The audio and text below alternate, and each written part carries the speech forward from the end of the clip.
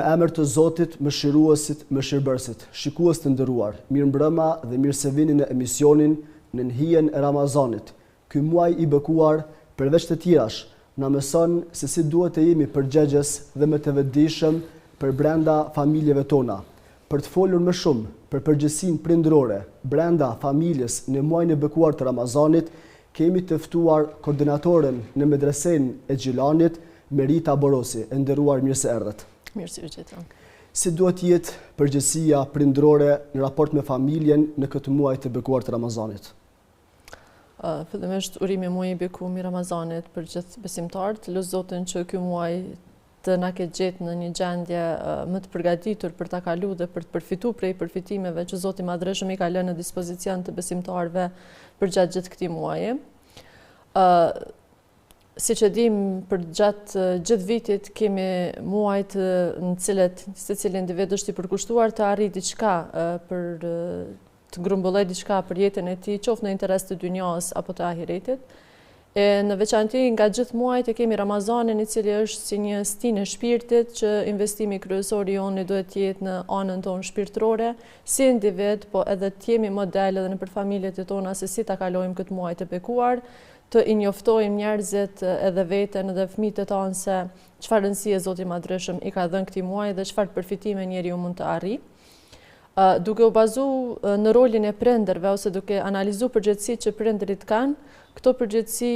ne mund t'i trajtojmë vetëm përgjatë këtij muaji, duke pasur synimin që të ngrisim një vetdije për gjithë prindërit, keni kujdes shumë të shtuar që gjatë këtij muaji të mbjellin më shumë ato farat e besimit në shpirtin e fëmijëve të tyre, mirë po kjo përgjegjësi fillon qysh herët.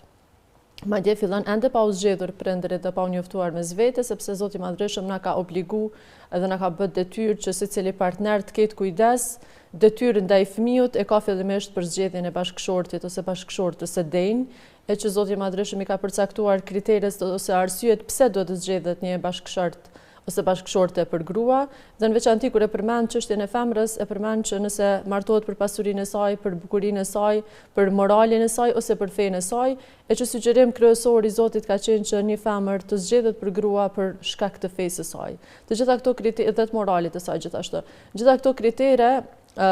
nëse zgjedhen për diçka tjetër, do të kalojnë, do të zbehen dhe do të jetë një lloj pluhuri, një fasadë e thjeshtë, mirë po nuk do të gjejë njeriu atë që synon në brendësi të një individi dhe ajo që i duhet pastaj për të ndërtuar familjen. Qëllimi i martesës zakonshëm është ndërtimi i familjes dhe krijimi i një familje sa më të shëndosh, e themi.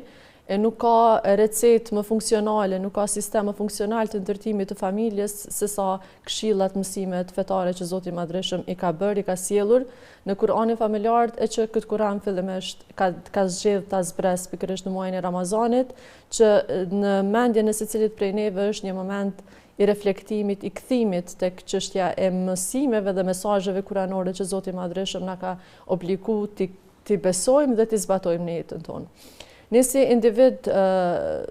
si prind në veçanti,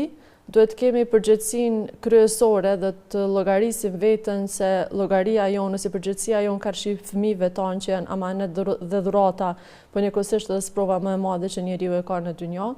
Ta kemi parasysh që këto nuk përfundon në dynjë, mirë po shpërblimin ose ndëshkimin për të do ta marrim edhe në botën tjetër.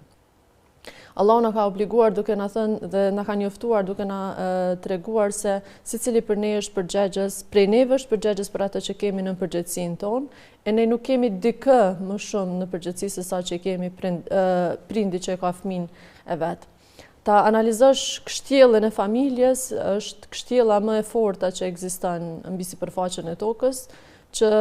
në atë kështjellën fizike që e kemi të ndërtuar nga gurt edhe materialet e forta, familja ndërtohet dhe mbahet me vlera morale të cilat i thret feja islame dhe na ka treguar Zoti i Madhreshëm edhe në ajete kuranore dhe përmes praktikës së pejgamberit sallallahu alejhi wasallam se si një individ duhet të sillet dhe të investojë në atë kështjellën e fortë të familjes dhe të mos tentojë dhe të mos lejojnë faktikisht që askush të prish asnjë nga tullat e kështjellave tona, sepse zatën ombrella e gjithë kështjellës janë prindrit, dhe nëse ata janë të fortë dhe mbajnë gjithçka brenda nën kontroll dhe nën menaxhim, sigurisht ajo vetëm do të forcohet dhe nuk do të demolohet edhe rënohet, fatkeqësisht siç e shohim një realitet sot në shoqërinë tonë që është realitet shumë shqetësues, dhe kur analizon faktorët që sjellin deri në këtë gjendje, janë fiks raportet burr-gru, që nuk janë model as për vete, dhe nuk punojnë mbi bazën e fjalës së Zotit, dhe pastaj nuk i marrin as përgjegjësitë që kanë ndaj fëmijëve të tyre. Si duhet të jetë raporti burr dhe grua për brenda familjes? Zoti i Madhreshëm çështjen e martesës e ka lënë duke konsideruar si lidhjen më të fortë që dikush realizon ndaj dikujt. Në ajetet kuranore që në surën Nisa që na vijnë çështja e dispozitave të martesës, mehrit dhe gjitha këto, pastaj na vijnë ajetet e tjera më njëherë në surën tjetër që Zoti flet për mbajtjen e premtimit.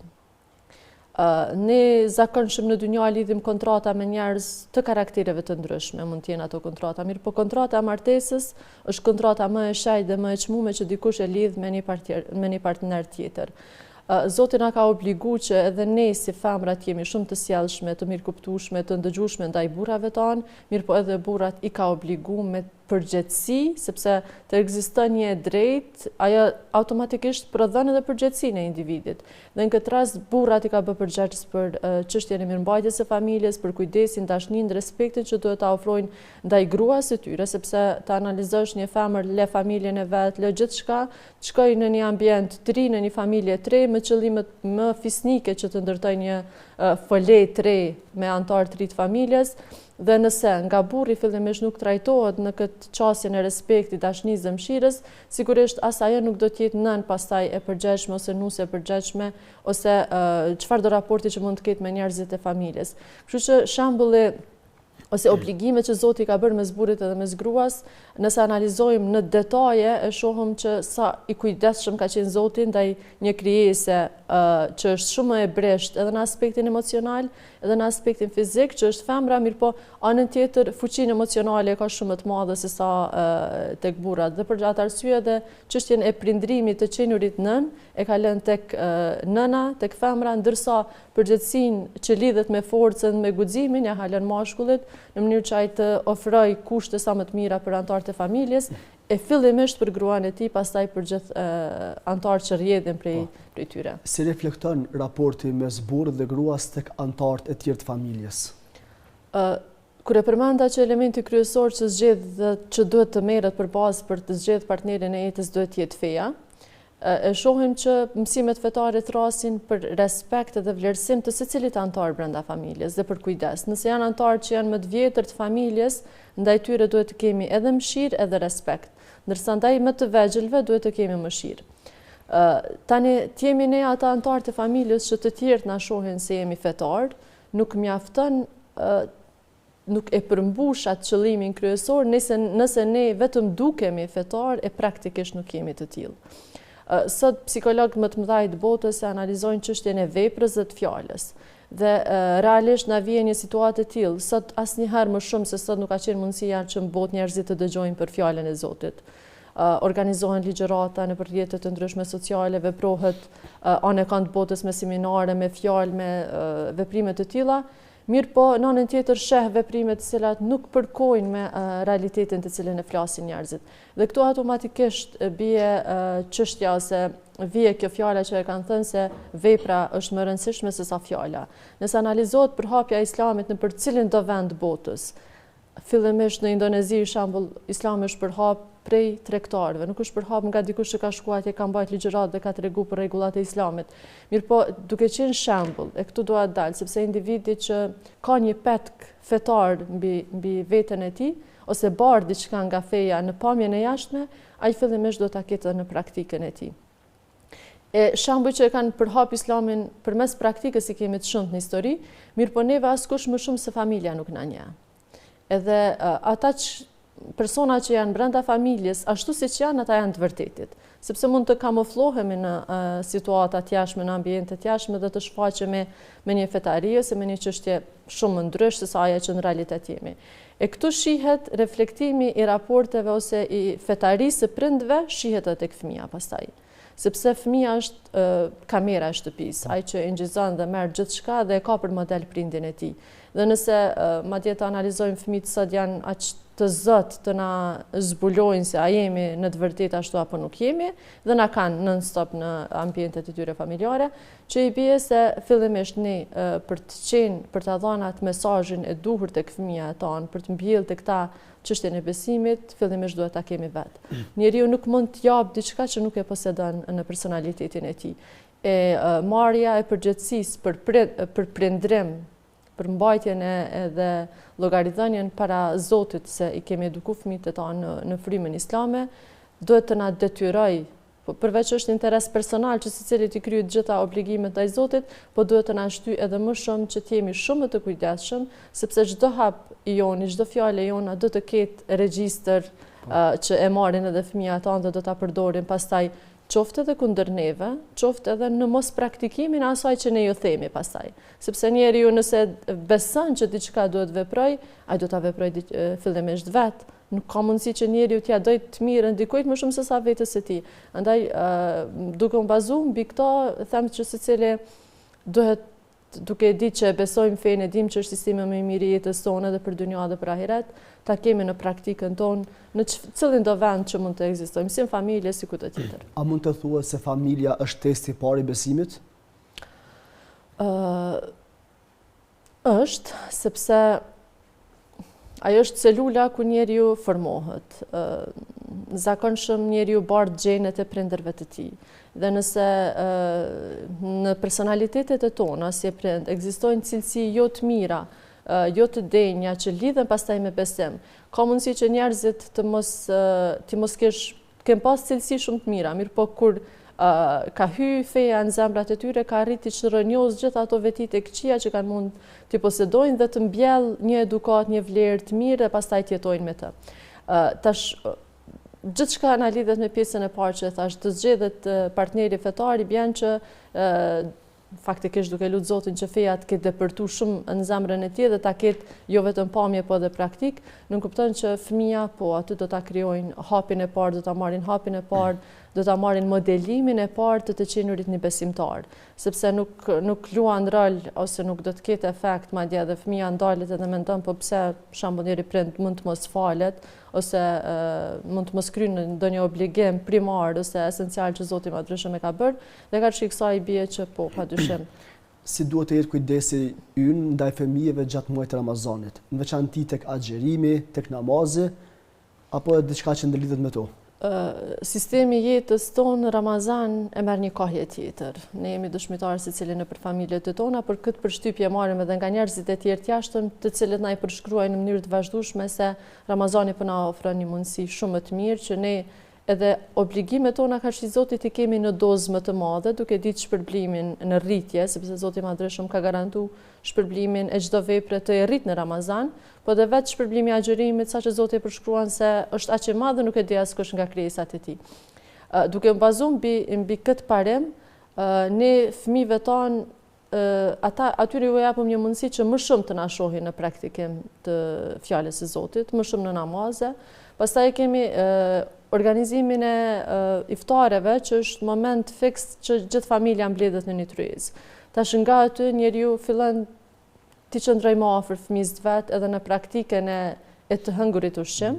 po edhe në vlerën e arritjes së shpërblimit, sepse ne në fund ditës ju themi fëmijëve ja, ne kemi arritur sot të grumbullojmë nëse numërojmë veprat tona gjatë ditës, të e bëjmë një bilanc ditor se sa ka qenë fitimi i sevapeve për aq sa dim se i kemi realizuar, po edhe për tjera që nuk ja u dim vlerën e shpërblimit. Dhe sigurisht fëmijëve ju interesant të grumbullojnë diçka nga kjo moshë në depën e tyre të shpërblimeve të sevapeve, dhe përkushtimi i tyre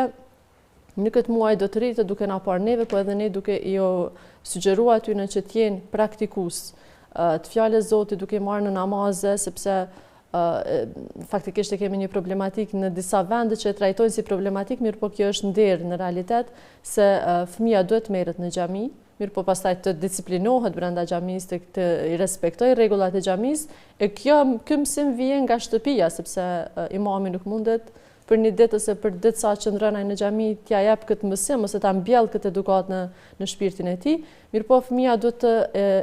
jetojnë atë atmosferën e këndshme që u afron Ramazani. Edhe anën tjetër, çështja e leximit Kuranit, e namazit, e sadakës, e dhënjes, e agjërimit e vet ata është shumë e rëndësishme që tek fëmijët mbjellim edukatën e agjërimit ose obligimin e agjërimit edhe te ta. Unë them shumë shpesh me fëmijët të cilët edhe kemi mësuar në xhamia, kur të pyetën po mësuesja ka në obligim agjërimin, disa që janë më të vegjël, e di që është presioni familjes se nuk mund të realizojnë agjërimin e sane, mirë po ju themi po, realizoni sa vjet i keni, aq ora agjëroni ose veproni deri në një formë caktuar, mirë po përveç agjërimit si formë, ne duhet të mësojmë fëmijët edhe me ato vlerat që thret agjërimi. Të jemi të kujdesshëm në fjalën që e flasim, në mirësjelljen që do ta tregojmë ndaj të tjerëve, në respektin që e kemi e që ne fatkeqësisht çështjen e mysafirëve sikur e kemi temë që muajve të tjerë nuk është që e kemi në praktikë ose në agjendë më të shpesh se sa në Ramazan, edhe tash në Ramazan njeriu shfrytëzon që fëmijëve t'ju mësoj edhe lidhet farefisnore se si t'i mbajnë, t'i thrasin njëri tjetrin, po edhe respektin se si duhet ta tregojmë ndaj musafirit si njeri, po edhe musafirit si agjërim si muaj, si musafiri joni. A duhet të jemi të kujdesshëm në raport me fëmijët tanë që mos të ketë presion dhe një farë lloj dhune apo imponimi në raport me praktikimin e asaj që e tha deri më tash? Pejgamberi sallallahu alaihi wasallam është shëmbëltyra e gjithë neve edhe tek çështja e edukatës së fëmijëve edhe tek çështja e thirrjes së njerëzve në fe. Ai nuk njihet që me vrasësi të ketë kërku dikush të veprojë diçka. As në raportin e tij të ngushtë familjar, po as në raportin e tij të jashtëm. Vrasësia madje është thirrja më e mirë që fëmijët mos e bëjnë një veprim të tillë, sepse feja jonë është e butë, është e afërt, është e dashur, është e ëmbël dhe një diçka e tillë nuk duhet ju se rezervohet të tjerëve me vrasësi, sepse nuk pranohet si e tillë. Nëse ekziston frikë, ajo do të realizohet derisa ekziston çajo frikë në mesin e tyre. Mirë, po në momentin që s'ka frikë fëmia,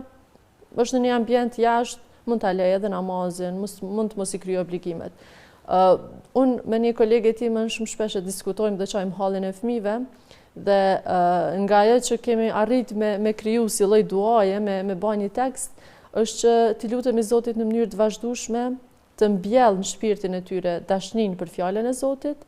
e të mbjellë në shpirtin e tyre urrejtjen për atë që e largon njeriu nga kënaqësia e Zotit. Tash si individ kemi primare të merremi të shterëm të gjitha mundësitë tona, duke qenë shembull vet, duke munduar që në mënyrë shumë fisnike dhe të afërt të dashur t'ia paraqisim fëmijëve Islamin dhe gjitha mësimet edhe urtësitë që dalin nga secili veprim që njeriu e bën në Islam. Sepse veç të çështja e agjërimit, shembull, sot shohim individ edhe fëmijë të cilët e kanë një ego shumë personale, nuk mendojnë për palën tjetër. Dhe tash tu japësh mundësi nëse ta agjërojnë ata për një kohë caktuar, sigurisht edhe ata do të ndiejnë një lloj urie ose etje. Edhe në këtë pikë tash tua bëj me dije se ka fëmijë në botë që nuk kanë ushqim, nuk kanë pije dhe i bie se ata agjërojnë për një kohë shumë të gjatë se sa jo, po jo agjërim të vullnetshëm, domethënë agjërim për hir të Zotit, mirë po agjërim të detyruar shkaku i mungesave cilat i kanë në tryezat e tyre. Dhe këtu ngjallet më njëherë ndjenja e humanitetit tek fëmia dhe duhet të synojmë domethënë mësimet ose mesazhet urtësitë që na dalin prej obligimeve, tua mësojmë atë, mirë po jo në formë të dhënshme, sepse nuk thret Islami në gjështje të tillë. Madje Zoti madhreshëm vetë në Kur'an na ka përshkruar që nuk ka dhunë në fe. E dhuna nuk është vetëm dhuna ajo fizike që cilën dikush e percepton, por të asnjë lloj natyre të dhënshme ose të egër nuk mund ta kemi. Vetë pejgamberit na ka përshkruar Zoti që nëse ai kishte qenë i vrasht, a kish mujt me pas rezultatin e davetit të tij që nuk është tret historia e tij e as personaliteti i tij edhe sot e tutje në botë.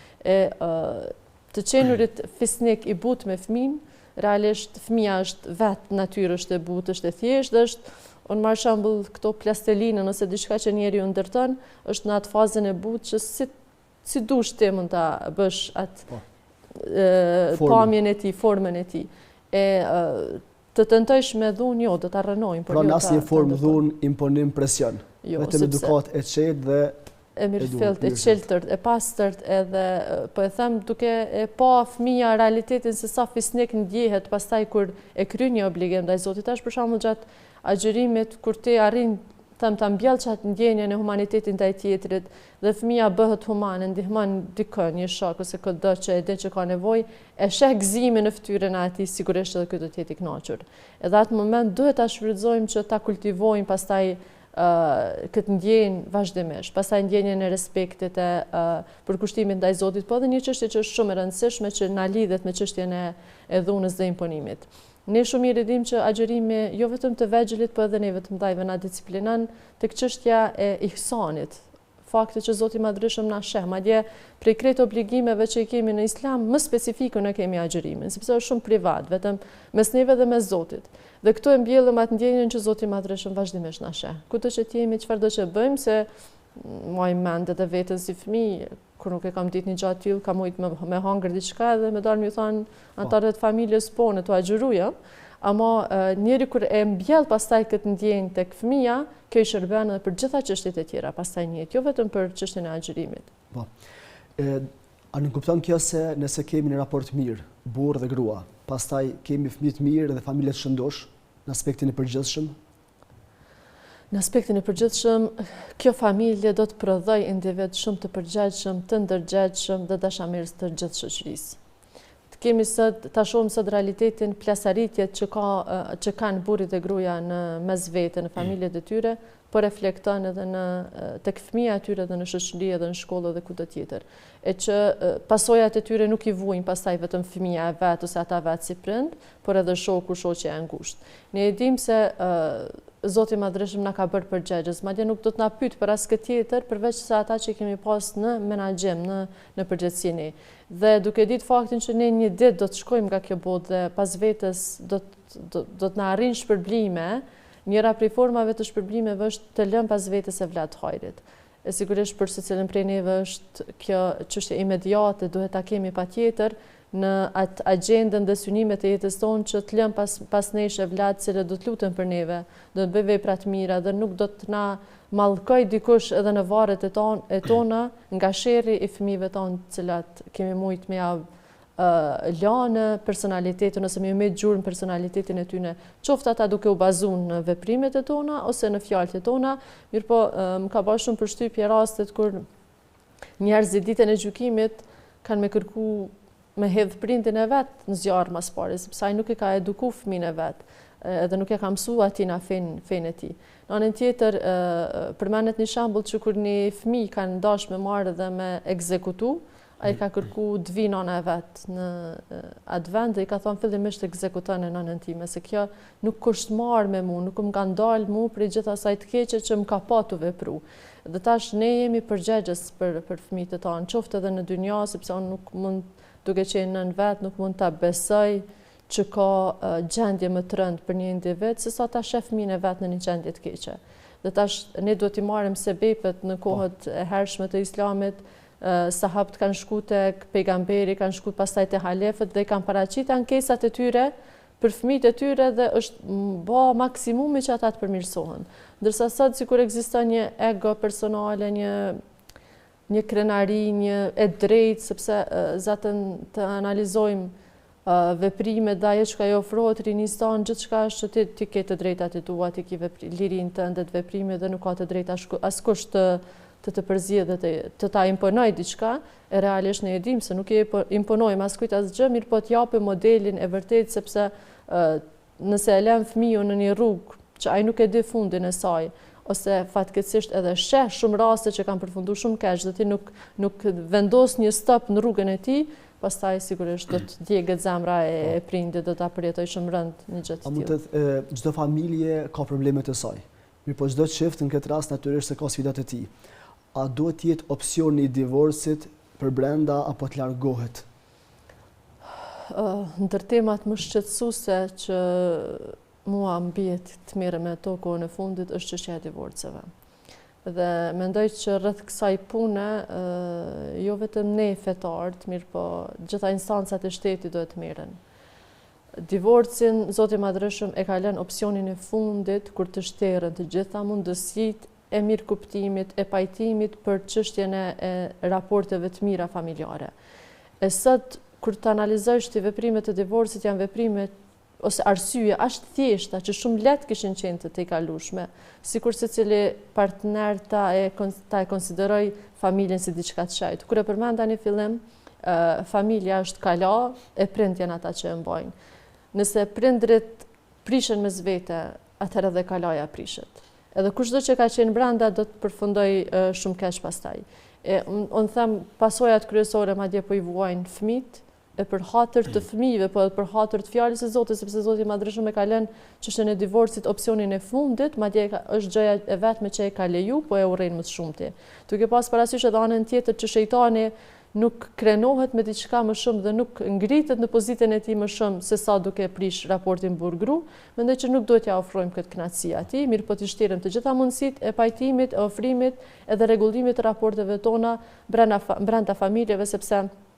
nuk shoh që dikush përfiton diçka nga divorci. Nderuar, faleminderit shumë për shtjellimin e kësaj teme. Zoti shpërbleft. Faleminderit edhe juve, Zoti ju ruajt dhe ju dhësh bereqet. Faleminderit shumë. Shikues të nderuar, me kaq përfundon emisioni i sëntëm, deri në emisionin e radhës, paqja dhe bekimet e Zotit qofshin mbi ju.